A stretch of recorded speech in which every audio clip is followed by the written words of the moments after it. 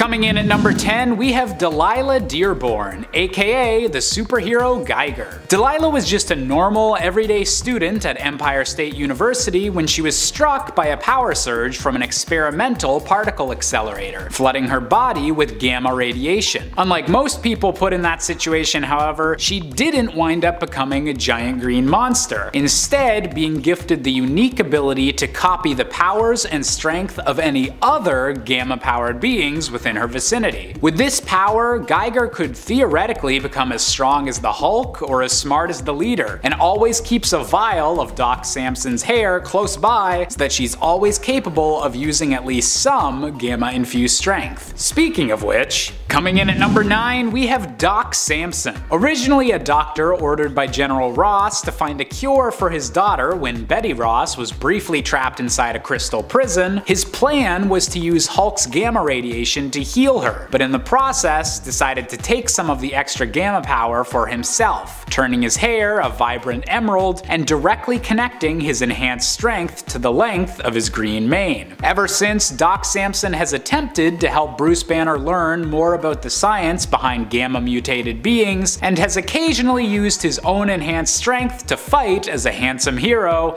whenever he's truly needed.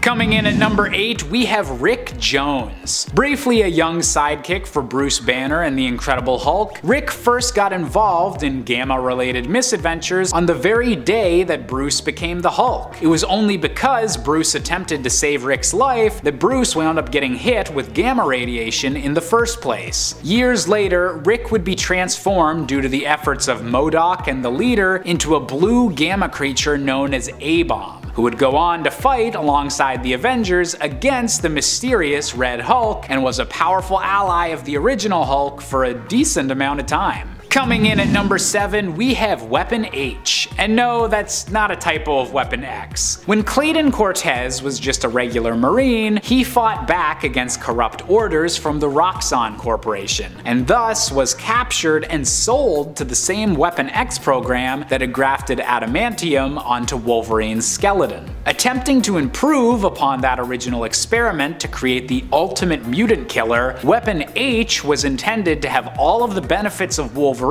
with the pure strength of a gamma-powered creature such as the Hulk. Eventually escaping from his confinement and still possessing enough of his memory to avoid becoming a complete monster, Weapon H continued to use his gamma and adamantium-infused strength to fight back against the Roxxon Corporation and their creations, including his own lesser but still evil clone. Coming in at number 6, we have John EISENHART, aka the Hulk of the year 2099. In an alternate future where California has become an island off the coast of the United States, a ruthless film executive named John EISENHART accidentally gets a cult called the Knights of Banner killed after he accidentally leaks their identity while researching the Incredible Hulk. During the massacre, John is hit by a gamma ray and is transformed into Hulk 2099. And while he finds the rage of this new gamma form difficult to control, he becomes determined to use his new status quo in life to help the downtrodden and make up for all the destruction he caused to the Knights of Banner, choosing to continue the Hulk's legacy as best he can. Coming in at number 5, we have Hero Kala, an infant son that the Hulk thought he had lost during the destruction of the planet Sakaar. Hero spent many years wandering the galaxy after he survived the explosion due to his mother's last-minute protection. Embracing the heritage of his mother's people, Hero converted their religion's old power into a new power by merging his psychic abilities with that of Galactus's power cosmic, a tremendously powerful feat only possible due to the gamma energy within his genetics inherited from his father. While not green-skinned or as strong as his dad, Hero Kala has continued to try and lead the Sakaaran people and find them a new suitable home amongst the stars.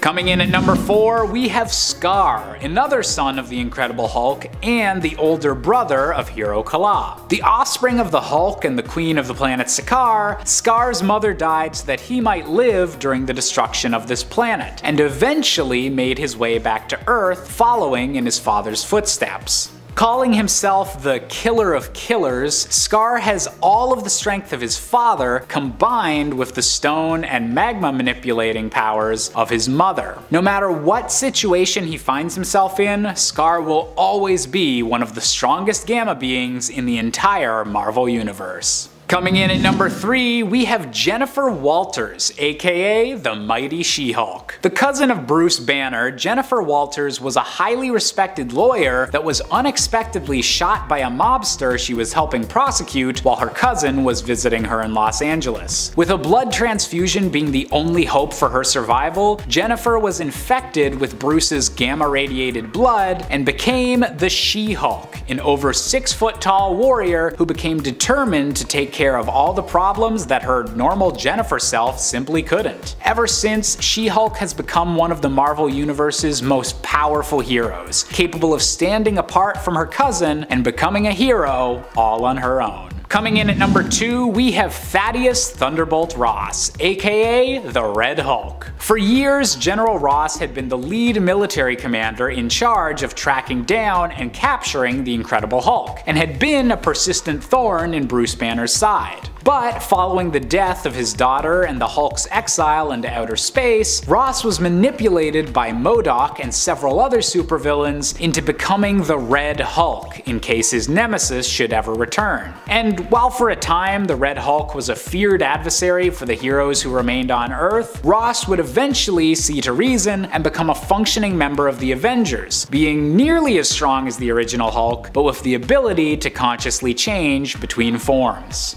And finally, coming in at our top spot, we have the Incredible Hulk himself, Bruce Banner. Because, of course. The many Gamma heroes of the Marvel Universe are all incredibly strong, but in the case of Bruce Banner, this strength is limitless. Ever since being bombarded with Gamma rays, Bruce Banner's limits for how strong he can become has been said to be non-existent, with all-knowing characters such as the Beyonder and the Stranger outright stating that the Hulk has no limits to his physical strength. The only difference between different Hulk forms of Bruce Banner is their starting strength, with forms like Joe Fixit being initially much weaker than forms like the Savage Hulk, but with the right amount of anger, any version of the Hulk could theoretically complete feats such as outpulling a black hole. It's this endless capacity for potential destruction that has made the Hulk such an alluring target to evil forces over the years. But if the Hulk's proven anything, it's that maybe you shouldn't try and control the guy with literally unstoppable fists. Coming in at number 10, we have the She-Hulk villain ABOMINATRIX,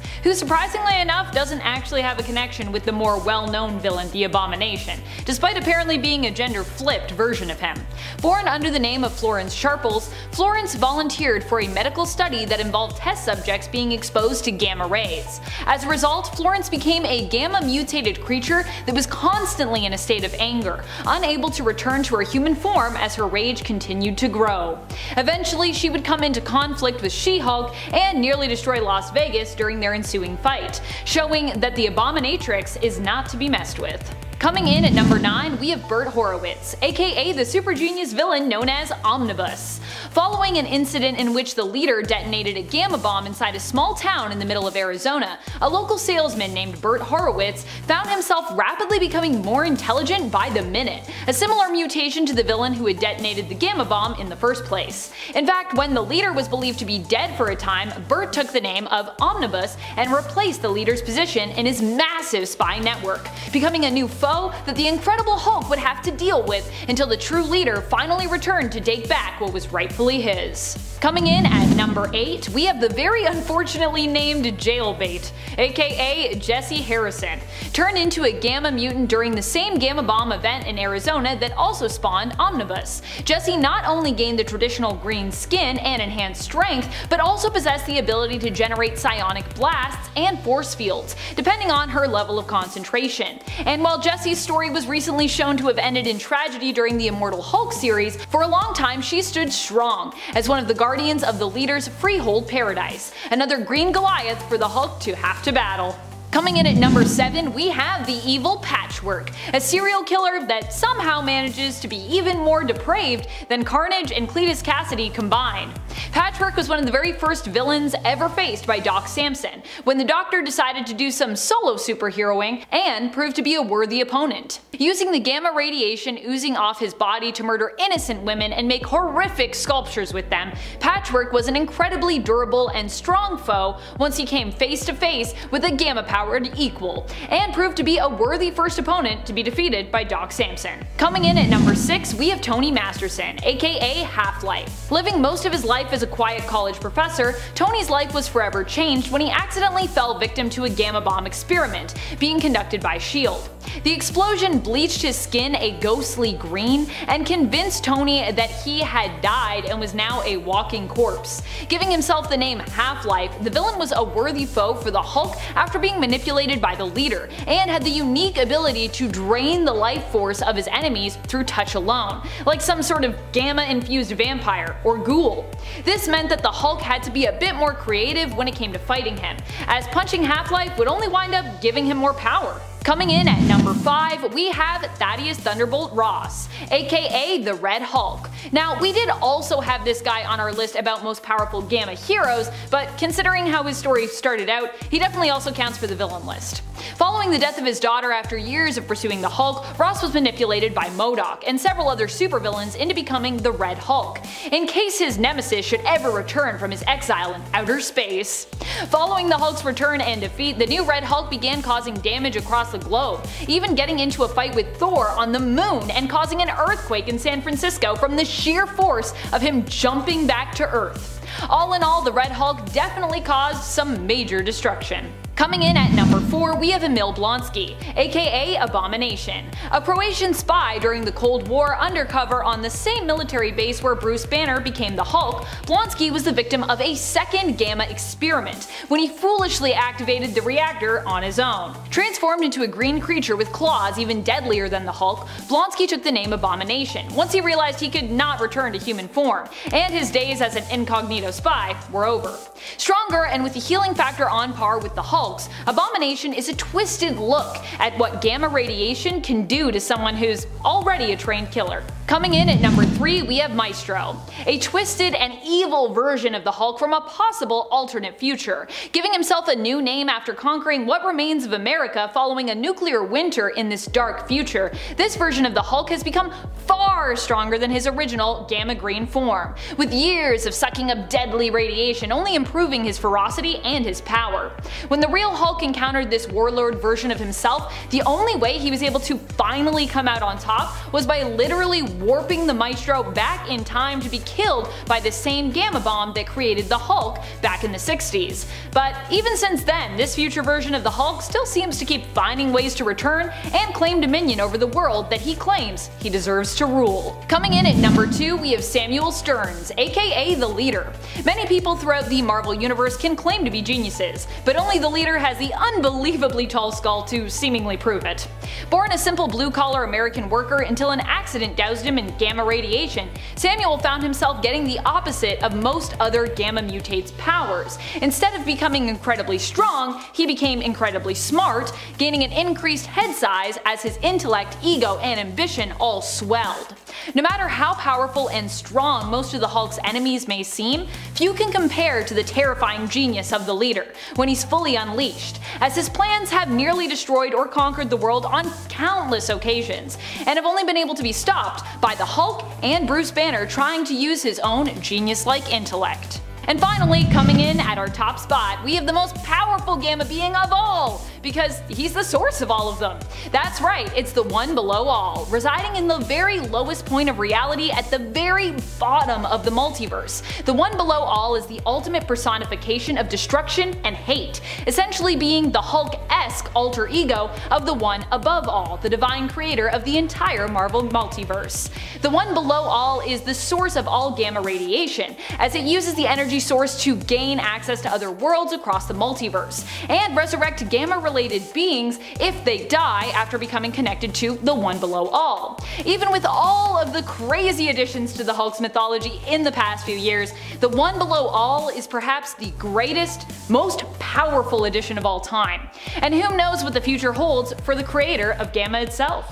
Kicking off the list at number 10, Grey Hulk. One of the more badass versions of the Hulk was also the earliest. See, originally Stan Lee wanted the Hulk to be grey, but ink problems made him green. The Incredible Hulk made his first smashing appearance in 1962 when a teenager, Rick Jones, was about to be caught up in a gamma bomb test. Scientist Bruce Banner ran out and threw him to safety, but in doing so he himself was caught in said explosion, and in turn he was irradiated with radioactive particles, becoming the Grey Hulk. Our green guy, the main 616 Hulk, is referred to as the Savage Hulk, and Grey Hulk is said to be weaker. They made him an entirely different version in the comics to help explain the color change. They were both fighting to control Bruce. Things get spicy during Peter David's run when we meet Joe Fixit, this mobster Grey Hulk working at a casino. Imagine this guy asking you for your ID. I would bring 5 pieces and a passport, just to be safe. So intimidating. And his hat too, like he looks friendly, but he also looks like when he shakes your hand, he's gonna break all your knuckles. Number 9, SKULK. Coming to life in Doctor Strange Fate issue 1 back in 1996, Marvel's Bruce Banner combined with DC's Solomon Grundy. How fun. Another grey version, but a little more out there this time around. Solomon appeared right before Bruce Banner was caught in that gamma bomb explosion, so now the two ended up fusing together, creating SKULK. SKULK was taught by Doctor Strange Fate that in order to remain in human form, you need the assistance of magic. Black Widow's palm dances will not work in this universe, my friend. So Banner was like, alright, I'll work for you, just make sure I don't become that awful pale monster. Deal? Deal. Great, awesome. SKULK's last comic was in Lobo the Duck issue 1 just a year later. He died in the destruction caused by the Gold Kidney Lady. Yes, you heard me correctly. And before we list off some other fun versions of the Hulk, if you want to SKULK smash that like button, that would be lovely. Those clicks really do help us out a lot here. You all rock, now let's keep this list going. Number 8, Peter Parker. Looking now to the 2006 bullet point storyline, if you haven't already guessed from the title, this one's a superhero swap. We love those. Now this is a life where Uncle Ben, well, still died, but he died a lot earlier, so unfortunately he wasn't around to mentor Peter. Give him the whole with great power comes great responsibility rundown. So now Peter's stealing Jeeps, he's blasting Green Day and flipping off the elderly, just the complete opposite guy that we know and love. During the Jeep joyride, it ran out of gas, so Sneaky Pete went off to look for some more to help fill up. Now while he was searching, that's when he just happened to stumble across that gamma bomb test, and he didn't realize that he had this Hulk side to him until later on that night. His friends got in trouble, so they blamed Peter, and that's when he got really angry, and then he turned into the Hulk for the first time. It was nuts. Aunt May straight up had a heart attack. More than fair. After this point, retired Steve Rogers came back, suited up as Iron Man, and then began hunting him down. This universe is crazy. Peter Hulk killed Steve Rogers, and he didn't go down until Galactus arrived on Earth. Not a bad run.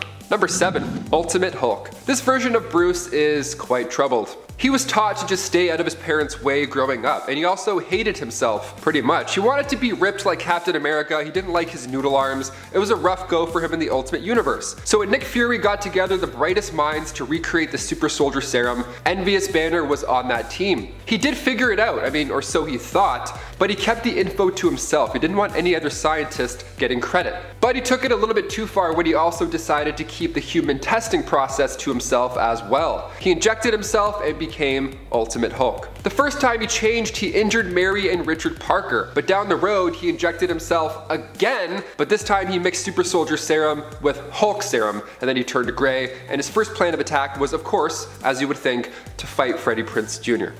Yeah.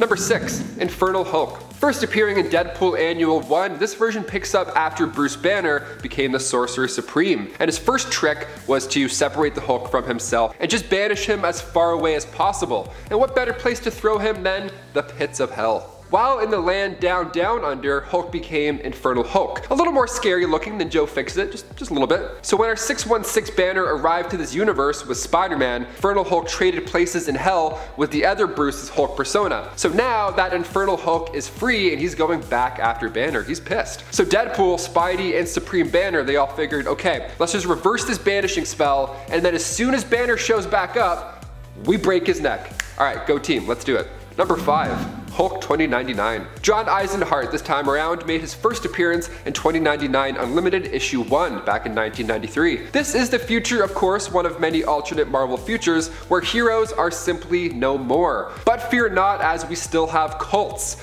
Thank God, you gotta have those cults. One cult called the Knights of Banner was piquing the interest of EISENHART, but at this point, he was this LA movie studio guy and he wanted to make a movie about these knights or this Hulk cult or whatever. They're pretty much us in the future. They worship the Hulk, they have meetings, they talk about him, they probably create top 10 lists, I don't know. But when they turned down the money and said beat it, EISENHART wasn't happy. So he tricked one of the young members, Gawain, into spilling the beans about the cult and how they're performing illegal gamma experiments. Gawain is actually a reference to Sir Gawain and the Green Knight, an Arthurian story that combined the beheading game and the exchange of winnings. And that's exactly what happened here. John reported this cult and its new secrets, and the police raided and killed everybody. All but Gawain. So John tried to fix what he'd caused, but it was far too late. After a gamma bomb went off, he was turned into the 2099 Hulk. Consumed now with guilt as well, he vowed to protect the young knight, and when Draco killed Gawain, spoilers, he figured he would just defend the people from future threats. Number 4.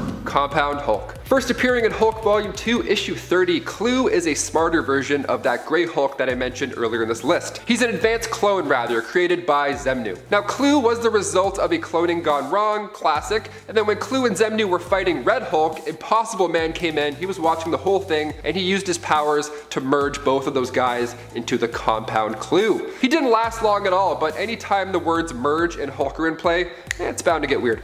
Number 3. Venom Hulk. Venom Hulk is as terrifying as you think. It all goes down in What If issue 4. It shows us what would happen if the alien costume had possessed Spider-Man. So if the Fantastic Four hadn't have been able to separate Peter and the suit initially. It's a fun little alternative. It gets pretty ugly quickly and the other Avengers are called upon to try and stop Peter from causing more irreversible damage. Doctor Strange is hurling spells at him for hours, still it's no use. And you'd think when the Hulk came along he could just, huck Peter into a few walls until he calms down. But he arrives and the symbiote sees his power and he's like, that looks pretty good, I want that, give me. And then when it comes into contact with the Hulk, this nightmare is born. When Thor comes in to hopefully try and end this disaster of a situation, he too is consumed by the symbiote. I really hope we get to see some sort of evil version of the Hulk in this What If Disney show. I mean, Venom Hulk would be amazing. I would love to see this issue on TV. Might be a little long shot, but maybe Grey Hulk perhaps, I don't know. Some sort of evil Hulk is coming, I feel it. Number 2. Lizard Hulk. Still green this time around, just a little more wet and scaly. He comes from Earth 19919. Robert Banner, of course, has a similar origin as the Hulk that we're now familiar with, only he was infected by the spider virus in Spider Island issue 1. So a little more this time around. Now he's got extra arms and he's even more powerful. Just what you want. The Spider Queen at this point is standing tall over Manhattan with the residents of New York City turning into spiders, which I gotta say, worst thing I've ever heard. I feel itchy just reading that. And as for our heroes, it's probably best if they switch to a different animal's DNA to avoid the whole mind control Spider Queen awful situation. So Captain America gets a hairy upgrade and the Hulk gets paired with some lizard DNA, resulting in a weird but exciting storyline. Major Godzilla vibes over here. And finally, number 1, you guessed it, Old Man Logan. Remember that time that the Hulk was a landlord and had Hulklings with his cousin Jen Walters? Let's talk about it. Old Man Logan is an absolute masterpiece, first of all. Created by Mark Miller and Steve McNiven, we get to see a dark future where supervillains have taken over the United States. Bruce Banner ended up taking over California from Abomination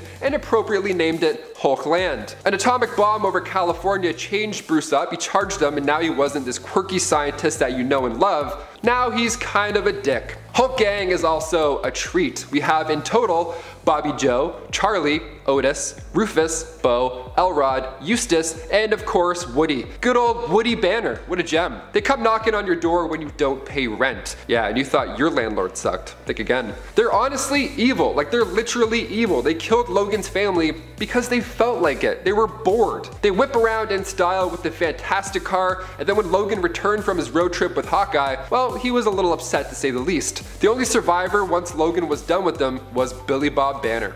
Starting us off in at number 10, Blob. Blob is one of the oldest foes of the X-Men, having first appeared in X-Men issue 3 in 1964. He's a great example of a gamma level mutant. While one could argue that he is just very obese looking, it's his mutation that makes him that way, and it's hard to not notice him in comparison to others. His powers relate to the mass, strength, resilience, and indestructibility of his body. The fat tissues in his skin are able to absorb impacts the likes of bullets, cannonballs, bazooka projectiles, and even torpedoes, and it's malleable, able to revert to its normal shape within seconds of impact or deformation. Blob skin cells are able to grow at an accelerated rate, able to grow and replace themselves at high speeds, which is pretty nifty. So now let's move on to a character that Blob is no stranger to. In our number 9 spot, Toad. So we don't often talk about Toad on this channel, so it's kinda nice to include him on a list. Toad was introduced into Marvel's panels shortly after his Brotherhood peer Blob was, a whole issue afterwards actually, in X-Men issue 4 in 1964. Toad, aka Mortimer Toynbee, has a toad-like appearance, hence the name. He's capable of superhuman leaping, has a prehensile tongue that can extend up to 30 feet in length, has a superhuman respiratory system and acidic saliva, which are just a few of his talents thanks to his mutation. Generally he's depicted as a hunchback, but many variations of the character give him a greenish skin tone and other amphibian-like attributes. He's also nearsighted and has an aversion to light, which is why he often wears light-filtering goggles. He also has an offensive odor in most depictions of his character thanks to his skin secreting unusual chemicals. Up next, number 8, Marrow. Marrow first hit the scene in Cable issue 15 in 1994, created by Jeff Loeb and David Brewer. She is a mutant who, at a young age, was taken in by the Morlocks, a group of outcast mutants who live in an underground society due to their inability to pass as human in normal society. Eventually, Marrow, whose mutation causes her to grow bones out of her skin, which can be removed in combat, would join up with the X-Men, and these days is usually associated with the Weapon X group. Now, initially she was unable to control her skeletal structure growths, but after an enhancement by a Skrull medical facility, she can control it a bit better, but often the enhancements that she receives fail her. Moving on to number 7, Johnny D. Johnny D may be a less notable name on our list, but his mutation is definitely one that falls into the category of Gamma. Johnny, who first appeared in Son of M issue 1 back in 2006, has a sentient maw with small appendages that protrude from his chest. This maw produces voodoo dolls for him after he gives it a DNA sample of his targeted foe. For example, a piece of hair. He puts this sample in the maw's mouth, then it spits out a tiny shell that contains a miniature naked replica of the person whose DNA it just consumed. Johnny can then use this tiny voodoo doll to manipulate that individual, forcing them to do or say as he pleases. Now, unlike some of the other mutants on our list, Johnny doesn't feel pain from his mutation if it's damaged. In Son of M issue 1, one of the creature's tentacles were slashed off and it didn't hurt him. But they do share the same nervous system, and that wound actually left them both on the verge of death, despite Johnny not feeling it. And at 6, Mercury. Mercury is Cecily Kincaid, a mutant who was introduced to us in 2003 in New Mutants Volume 2, Issue 2. Her mutation gives her a malleable biomercury form. Cecily's body is composed of a non-toxic liquid mercury that she can alter in multiple different ways. She can collapse into a featureless mass, mold herself into different forms, and even create and extend weapons like blades from her body mass. She isn't a carbon-based life form, therefore doesn't need to eat or breathe like other humans, and she can cling to solid surfaces thanks to her body having molecular adhesion properties. And sometimes she just eats for fun to fit in. Don't blame her. In at 5, Maggot. It's hard to not notice Maggot, even when he's not using his powers. Maggot is a mutant named Japheth, whose digestive system is made up of 2 enormous sentient slugs. Yeah. These techno-organic slugs, which is where he gets his codename from, exit his body. They can devour any form of matter for sustenance at a ridiculously fast speed, might I add, and then return to Maggot's body to give him said sustenance. The bonus is that depending on the matter that they devour, Maggot can gain additional superpowers, like super strength or durability, based on the properties of what his slugs, who he's named Eenie and Meenie, consume. I also like that he just kind of stands around holding them like pets often. It's kind of cute. Despite them, you know, being slugs.